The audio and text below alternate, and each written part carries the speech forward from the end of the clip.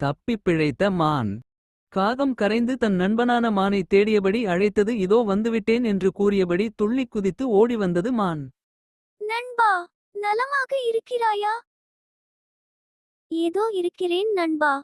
குரலில் உற்சாகமில்லையே, ஏன் சோர்வாக பேசுகிறாய்? எனக்கு மிகவும் பசியாக இருக்கிறது. என்னோடு வா, உனக்கு புல் உள்ள இடங்களை காட்டுகிறேன். அங்கு நீ வயிறார புல்லை மேயலாம். நீ என்மேல் மிகவும் அன்பாக இருக்கிறாய். தினமும் எனக்காக அலைந்து திரிந்து புல்லுள்ள இடங்களை கண்டறிந்து வந்து என்னிடம் கூறுகிறாய். நன்றி நண்பா. நன்றியெல்லாம் கூறத் தேவையில்லை. எனக்கு சோர்வான நேரத்தில் உன்மீது அமர்ந்து பயணம் செய்கிறேன். நாமிருவரும் நெடுநாள் நண்பர்கள். ஒருவருக்கொருவர் உதவியாய் இருப்பது இது ஒன்றும் புதிதல்லவே. சரி நண்பா, பேசிக்கொண்டே நெடுந்தூரம் வந்துவிட்டோம். இங்கேயே இன்றைய உணவை உண்டுவிட்டு இருப்பிடம் செல்வோம். காகமும் மானும் நல்ல நண்பர்களாக நெடுநாள்கள் இணைந்திருப்பதை நரி ஒன்று கவனித்தது. தன் மனத்திற்குள் கொழு கொழுவென இருக்கும் இந்த மானை நாம் எப்படியாவது கொன்று தின்றுவிட வேண்டும். அதற்கு எப்பொழுதும் இணைந்தே இருக்கும் இவர்கள் இருவரையும் தனித்தனியே பிரிக்க வேண்டும். அப்போதுதான் மானை இரையாக்க முடியும் என எண்ணியது. என்ன தோழர்களே, எப்பொழுதும் இணைந்தே இருக்கிறீர்கள். என்னையும் உங்கள் நண்பனாக ஏற்றுக்கொள்வீர்களா? அதற்கென்ன, இன்று முதல் நீயும் எங்கள் நண்பனாக எங்களோடு சேர்ந்திருக்கலாம். சரி, நேரமாகி விட்டது. இருப்பிடம் செல்லலாம். நரி தன் இருப்பிடம் நோக்கிச் சென்று விடுகிறது. நண்பா, யாரையும் சீக்கிரமாக நம்பிவிடாதே. அது நமக்கு தான் ஆபத்து. அப்படியெல்லாம் எந்த ஆபத்தும் வந்துவிடாது. நரியை பார்த்தால் நல்லவனாக நல்ல குணமாகத்தான் தெரிகிறது.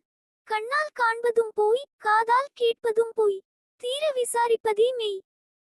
ஐயா, கருத்து கந்தசாமி பேசியது போதும். வீட்டிற்குச் செல். நானும் என் இருப்பிடம் செல்கிறேன். மீண்டும் நாளை சந்திப்போம். அடுத்த நாள் காலை நரி மானை சந்திக்கிறது. நண்பனே, நலமா? நரியா, என்னை இவ்வளவு காலையில் என்னை தேடி வந்திருக்கிறாய்? நண்பனை பார்க்க நேரம் காலம் ஏது? உன்னை பார்த்தால் எனக்கு பரிதாபமாக இருக்கிறது. ஏன், எனக்கு என்ன? என்னை பார்த்து ஏன் பரிதாபப்படுகிறாய்? உடல் மெலிந்து காணப்படுகிறாயே. சரியான உணவு கிடைக்காததால் கொழு கொழுவென இருக்க வேண்டிய நீ பஞ்சத்தில் அடிபட்டாற்போல் இருக்கிறாய். விலங்குகளுக்குமே இதே உணவு பற்றாக்குறைதான். வானம் பொய்த்ததால் வனமெல்லாம் பாலைவனமாக மாறி வருகிறதே.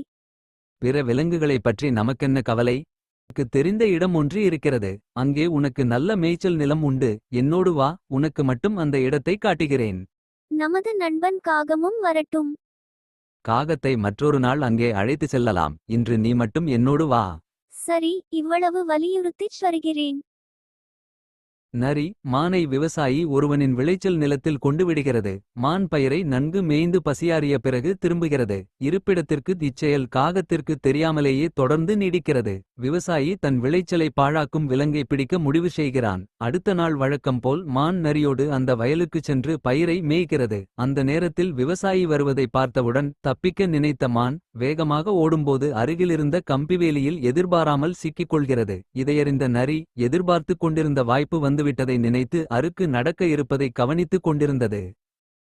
ஓ மானா, நீதான் இத்தனை நாளாக என் பயிரை நாசப்படுத்தினாயா? இன்று வேலியில் மாட்டிக்கொண்டாய் என்று கூறியவாறே மானை பிடிக்க வருகிறான். ஓ, இறந்துவிட்டது போல் இருக்கிறதே. சரி, வேலியிலிருந்து மானை விடுவித்து வீட்டிற்கு எடுத்து செல்வோம் என்று சொல்லிக்கொண்டே வேலியிலிருந்து மானை விடுவிக்கிறான். அப்போது காகம் கரைகிறது. அதுவரை இறந்தவாறு நடித்துக் கொண்டிருந்த மான் கண்ணிமைக்கும் நேரத்தில் உயிர் பிழைத்தால் போதும் எனத் துள்ளிப்பாய்ந்து வேகமாக ஓடியது. அடடே, மான் என்னை ஏமாற்றிவிட்டதே.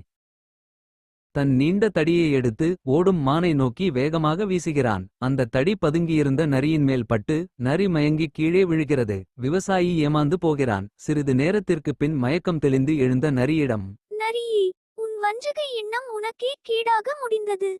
நம்பினவர்களுக்கு என்றும் துரோகம் செய்யாதே. அரே, மன்னித்துவிடு நண்பா. இனிமேல் இப்படி நடந்து கொள்ள மாட்டேன். தன்னை போல் பிறரையும் நேசிக்க வேண்டும். நண்பர்களோடு உண்மை அன்புடன் பழக வேண்டும். நீதி, ஆபத்தில் உதவுபவனே உண்மையான நண்பன்.